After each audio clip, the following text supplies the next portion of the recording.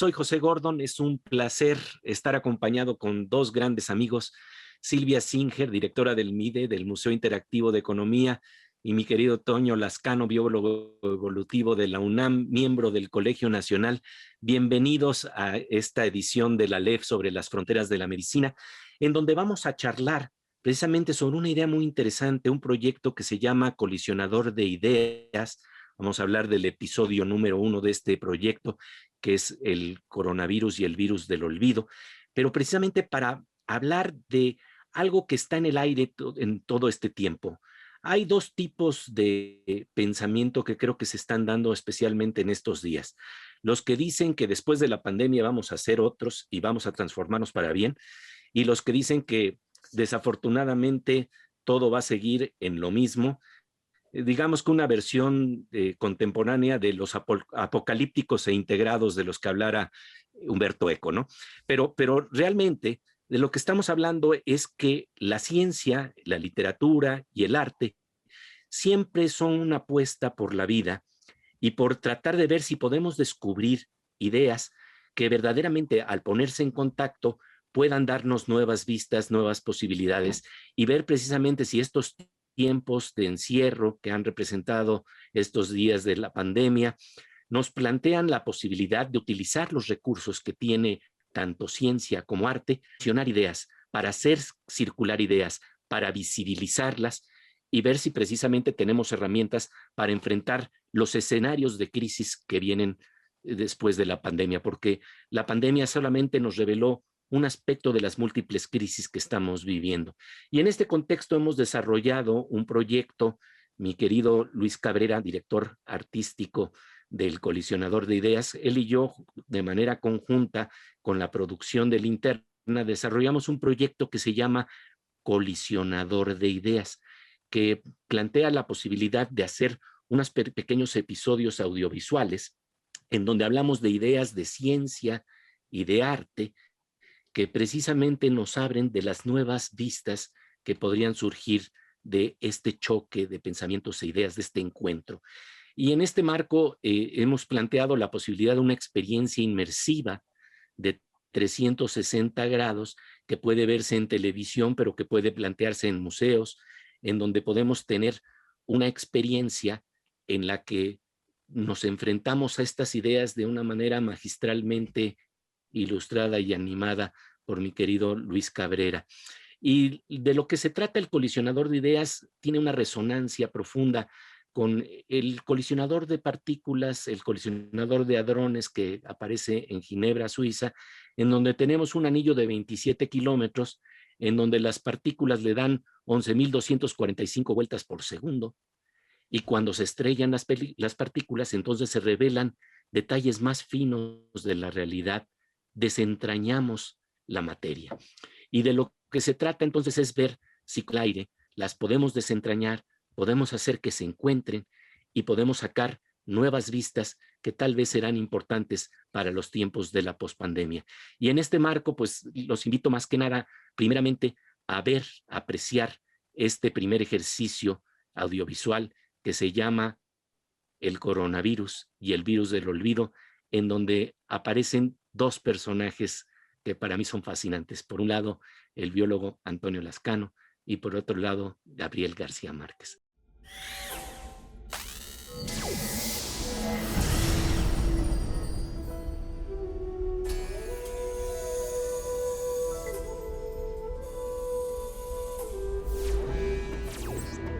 En el colisionador de ideas se rompen las barreras del espacio y del tiempo y podemos poner en contacto a dos figuras clave para entender dos tipos de virus: el que produce el COVID-19 y el virus del olvido.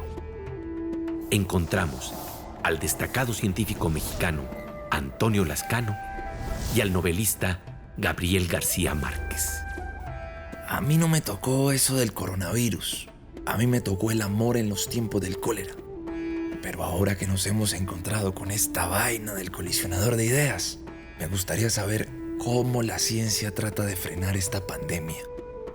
Verás, Gabo, en la ciencia existen una creatividad y una imaginación similares a las de la literatura.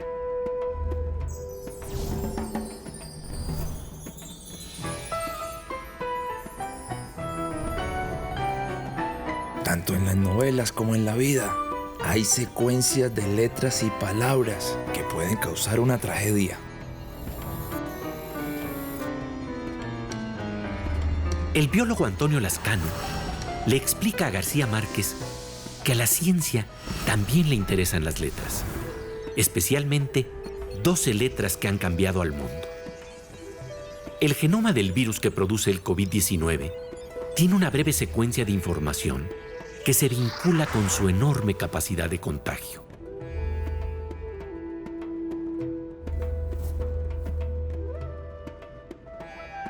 Existen dos tipos de virus: los virus de RNA, tales como el ébola y los coronavirus, y los virus de DNA. Sin embargo, hay un gran descubrimiento que hicieron Lascano y su equipo de trabajo. Lo que se encontró es que en todos los virus conocidos de RNA existe una estructura común que se llama polimerasa. La polimerasa es una enzima que es clave en la multiplicación o clonación del virus. Si se inhibe a la polimerasa, se obtendrán medicamentos y vacunas para combatir no tan solo a los coronavirus, sino a todos los tipos de virus de RNA que se conocen hasta el momento. Es maravilloso descifrar la realidad con las letras de la ciencia y la literatura. Así es. Tú también descubriste un virus y la manera de curarlo en tu novela 100 años de soledad. Sí, se trata del virus del olvido. Aquí está la secuencia de letras que describe la peste del insomnio y del olvido en Macondo.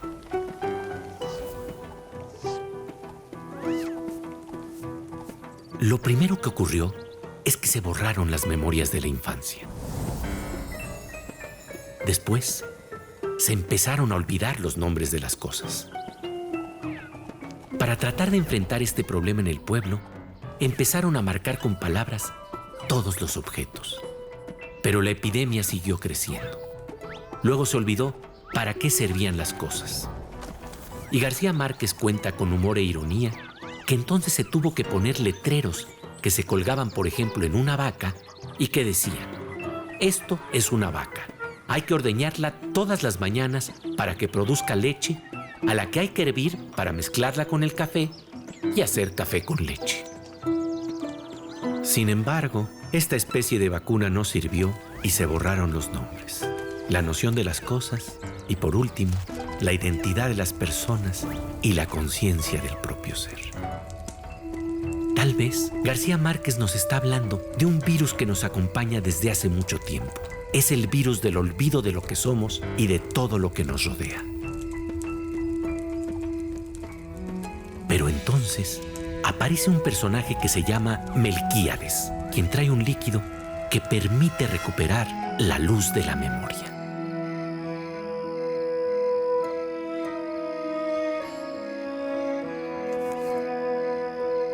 La luz que nos hace ver que todos estamos entrelazados y que la vacuna contra la soledad y contra el virus se logra al compartir conocimiento e imaginación, al ayudarnos entre todos para descubrir caminos inéditos de salud, cooperación y bienestar.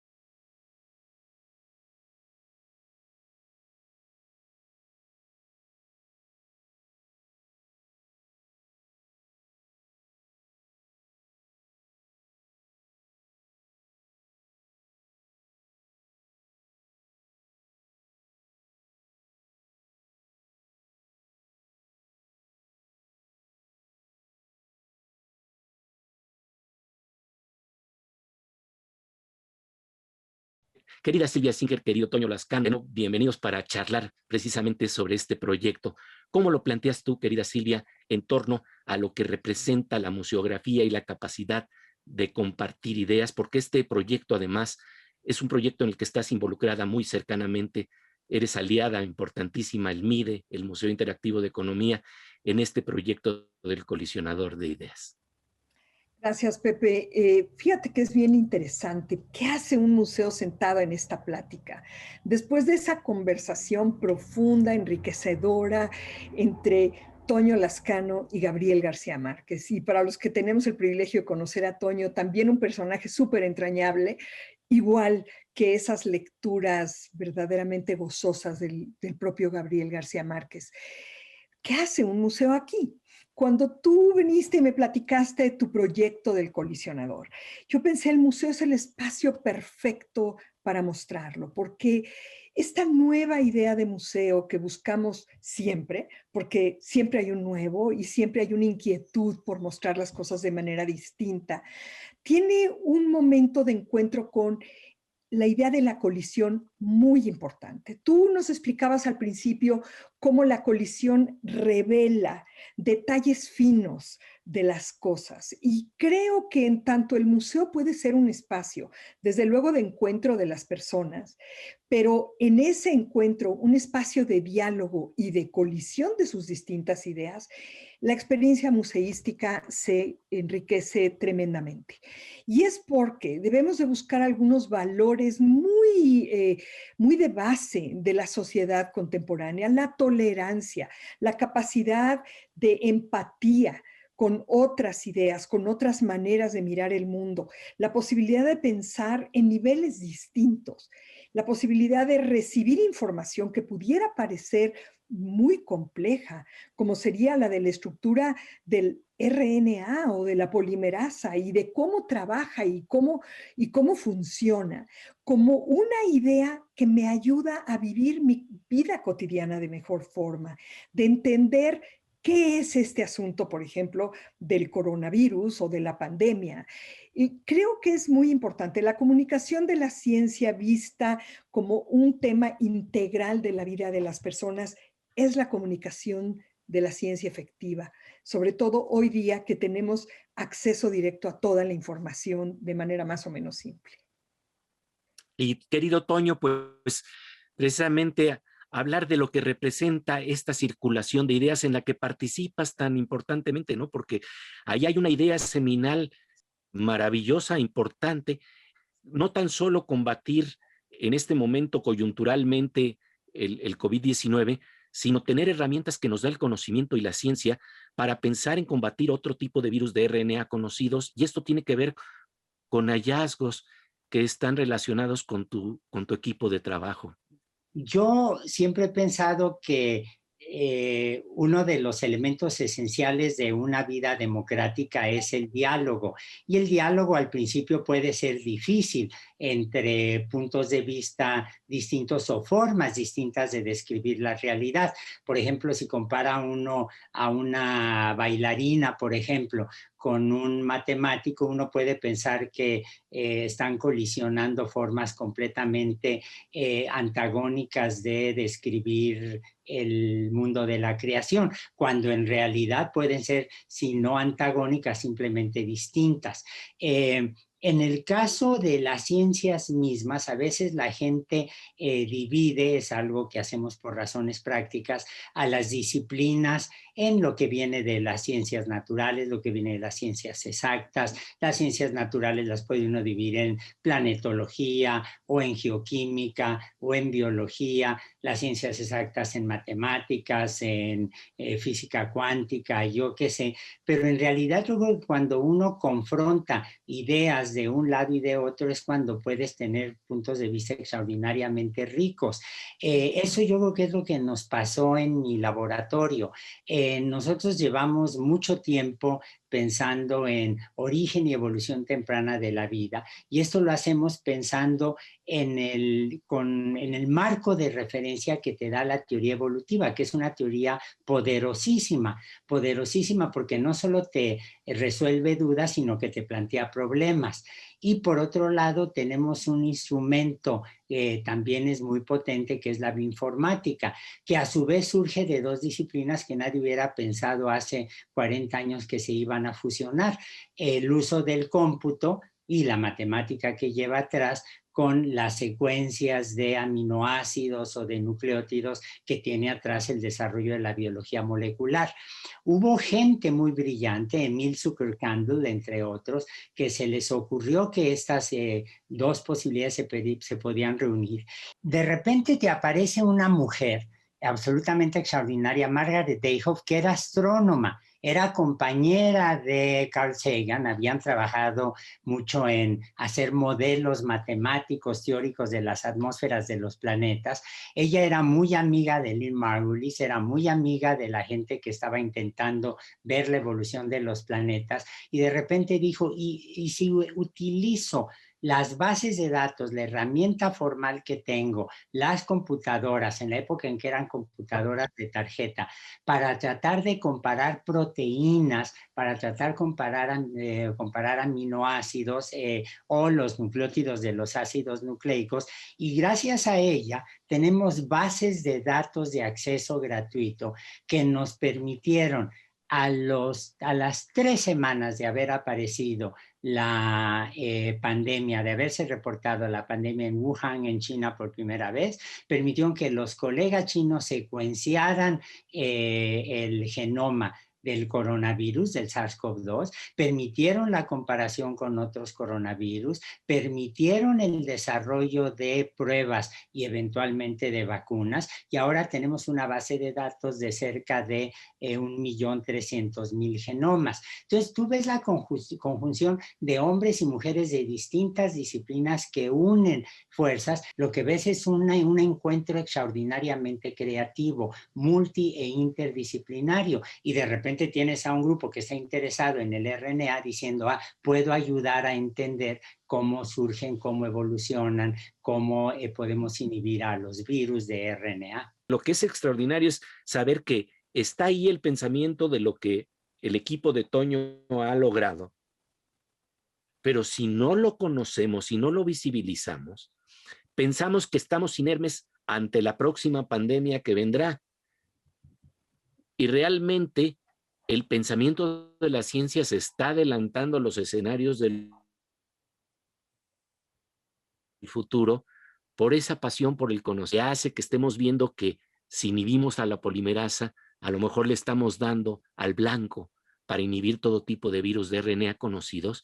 Ese es un concepto que se debe de conocer, porque si no se conoce, nos asentamos en el horizonte de la desesperanza que vivimos hoy en día, en donde sí, ya tenemos esto, pero viene luego otra cosa peor. Bueno, no nos damos cuenta de las ideas que ya están ahí y que tenemos que visibilizar.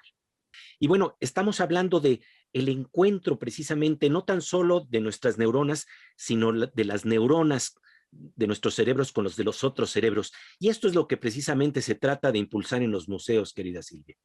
Absolutamente. Hemos descubierto que el mejor servicio que podemos dar a la sociedad es no solamente la preservación de nuestro patrimonio natural, material, inmaterial, etcétera, sino en realidad esos espacios de encuentro libre en donde lo que queremos es conectarnos con los cerebros y las neuronas de otros y aprender a escucharnos. Yo creo que en este ejercicio de construcción de una nueva sociedad, lo que requerimos es escucharnos, aprender a tomar decisiones y discernir la información. Hay tal cantidad de información que no todo es válido, y la gente que hemos estado cerca de la ciencia, y ustedes saben, yo soy una prebióloga, es decir, fui bióloga durante mucho tiempo y eso me es innegable, sigo expresándolo en mi actividad cotidiana. Es esta mirada de cómo discernir la información y cómo usar la información para tomar ciertas decisiones, para poder saber que es extraordinario que en este encuentro de mentes de científicos de todas partes del mundo que estaban trabajando en diferentes canales, de repente juntos en menos de un año podemos tener una vacuna y que muy pronto podremos tener la prevención de cualquier otro virus basado en RNA. A mí me parece que estas son cosas fabulosas, que en espacios de mayor libertad, en donde todas las personas que entran son de alguna manera similares, equivalentes, digamos, todos somos diferentes, pero valemos lo mismo, podemos discutir estas ideas y podemos colisionarlas para crear nuevas cosas. Y bueno, finalmente, una pregunta que dejo en la mesa y que creo que es importante. Estamos hablando del coronavirus, pero estamos hablando también del virus del olvido. Y por un lado, de la importancia del pensamiento crítico que trae la ciencia, pero también por el otro lado, de la importancia de la literatura, del arte y de la poesía para reparar precisamente en el virus del olvido del que nos alerta García Márquez. Tu reflexión, querido Toño, al respecto. Con muchísimo gusto, y en general los espacios de cultura son espacios de imaginación. Y la imaginación no puede existir si no tienes tú la posibilidad de la libertad intelectual. Cuando uno visita un museo, yo creo que no solamente estás rescatando el pasado, no creo que solamente estás preservando el calendario azteca, estás preservando las manos del emperador Constantino que milagrosamente se preservaron, no solamente estás caminando por un espacio donde el pasado te cae encima, sino que también cuando llegas, por ejemplo, a estas exposiciones muy audaces, y la audacia que quiere decir no solamente la recuperación de artistas contemporáneos, de gente de una enorme imaginación, sino incluso en la manera en que estas cosas son instaladas, tú sientes un espacio de libertad, y es un espacio de libertad que se transforma en un espacio de encuentro. Yo creo que los artistas, los museógrafos, los dadores de la cultura nos dieron una lección extraordinaria a los científicos que todavía no terminamos de aprovechar del todo. Y en este marco estamos hablando de el contacto que tú has tenido, por ejemplo, con esas ideas que ahí están flotando en el aire de García Márquez y que son especialmente importantes en estos días cuando nos hemos olvidado también del otro y que García Márquez nos alerta a ello al decirnos que tenemos la pandemia del insomnio y del olvido. Háblanos un poco del encuentro que tú has tenido en términos personales con estas ideas que han flotado en tu aire, en el aire de un científico que se encuentra con la imaginación de García Márquez. Bueno, yo cuando escuché de nueva cuenta, cuando se estaba preparando este encuentro virtual donde tengo la buena suerte de dialogar, imagínate el honor y la fortuna de dialogar con alguien como García Márquez, lo que me vino a la memoria con el personaje de Melquiades fue una experiencia muy dura que yo tuve hace 30 años cuando estaba en terapia intensiva en el hospital de nutrición. Había tenido sepsis abdominal, tenía sepsis abdominal, peritonitis, y en un momento dado estuve a punto de morir, de dejar de respirar. La enfermera, que era una enfermera absolutamente maravillosa, se percató de lo que estaba ocurriendo, corrió por el médico y el médico llegó y yo vi que sacó de su bata una cosa translúcida que brillaba. Yo soy miope, no podía verlo bien, y lo primero que pensé fue en el hielo de Melquiades, en el diamante de Melquiades. La realidad era un poco distinta, era una bolsa de plástico donde estaba el tubo estéril con el cual me conectaron al ventilador y pude sobrevivir a pesar de lo dañado que tenían los pulmones en ese momento. Pero esta transición de estándote muriendo, imaginar que una bolsa de plástico es el hielo, el diamante de Melquiades, ver a Melquiades, que es un personaje absolutamente maravilloso, es el personaje que todos quisiéramos tener como papá, como hermano, como hijo, como maestro, poderlo asociar con una cosa tan difícil pero tan científica, que fue el trabajo de la comunidad médica que permite rescatar a un paciente literalmente de sus últimos estertores.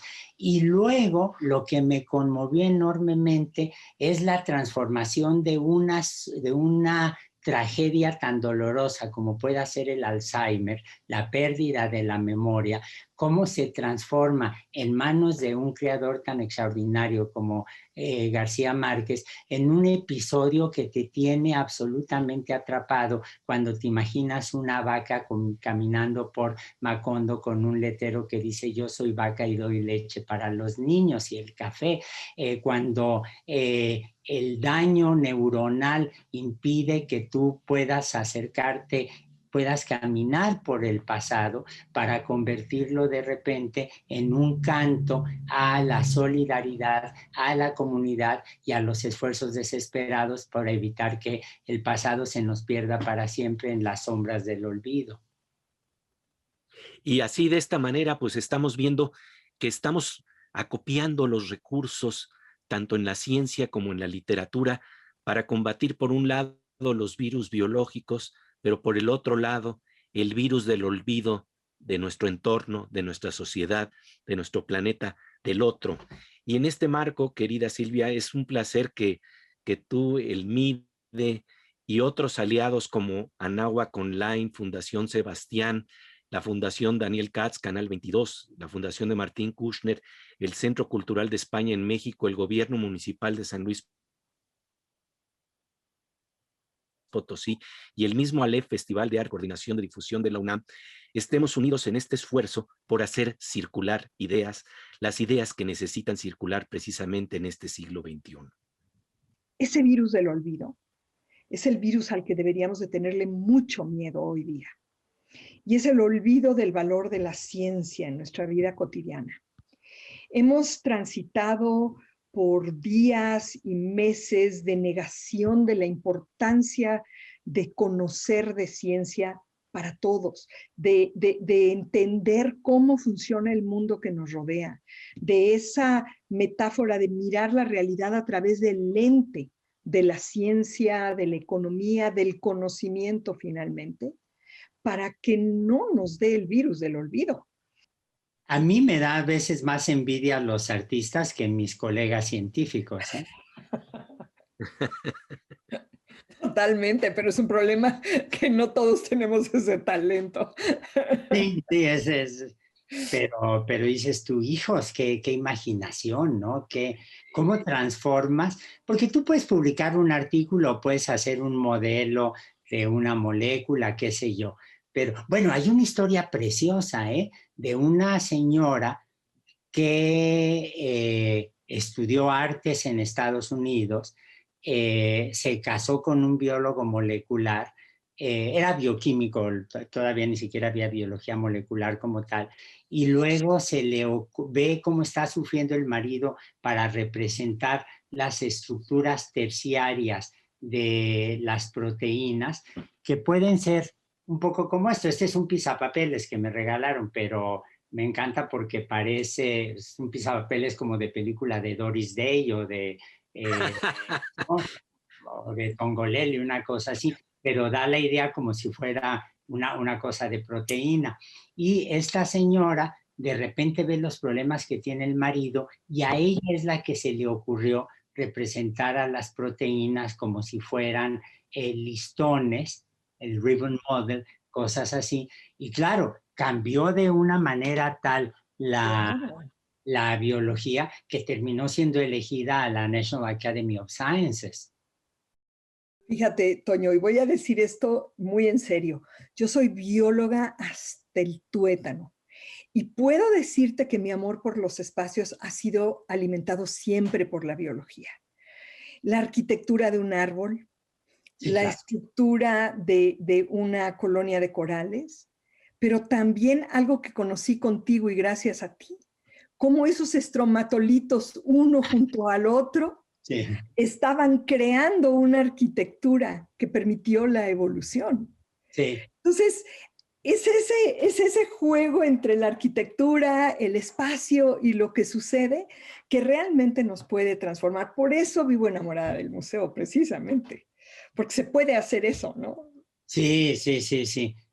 No, y por eso nosotros agradecemos tanto esta posibilidad de que sigamos interviniendo estos espacios en oscuro, en donde vamos a tener estas experiencias inmersivas, en donde queremos que los cerebros de los niños, de los visitantes, de los tomadores de decisiones y tomadoras de decisiones salgan burbujeando con las posibilidades creativas que representan la ciencia y el arte en estos espacios de libertad.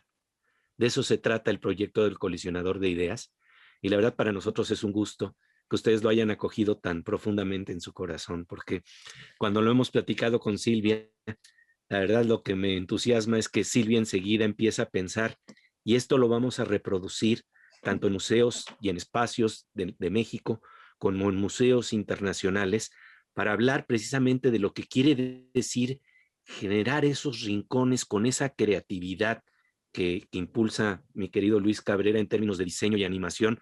Ustedes vieron esto, este proceso artístico con el que se maneja este proyecto audiovisual del colisionador de ideas, y de lo que se trata es que sigamos esos diálogos invisibles pero reales, que son los que ocurren precisamente cuando nos encontramos con la imaginación del otro. Creo que el arte, la poesía, la belleza son instrumentos innegables para poder explicar la complejidad. Hoy día todo lo que queremos explicar es harto complejo. O sea, vivimos en un mundo de complejidades, pero la manera de hacerlas más sencilla está ahí, ¿no? De poderlo desmenuzar. Muy bien. Pues Muy queridos, bien. de verdad, Ha sido un placer. Gracias. gracias. Absolutamente. Pues la verdad, de verdad, les agradezco muchísimo su presencia en este espacio que nos invita precisamente a hacer circular ideas y hacer que tanto el rigor de la ciencia y del pensamiento crítico como la sensibilidad ante la belleza nos planteen caminos de salida a los más de 100 años de soledad que estamos padeciendo. Muchísimas, muchísimas gracias, querido Toño, querida Silvia.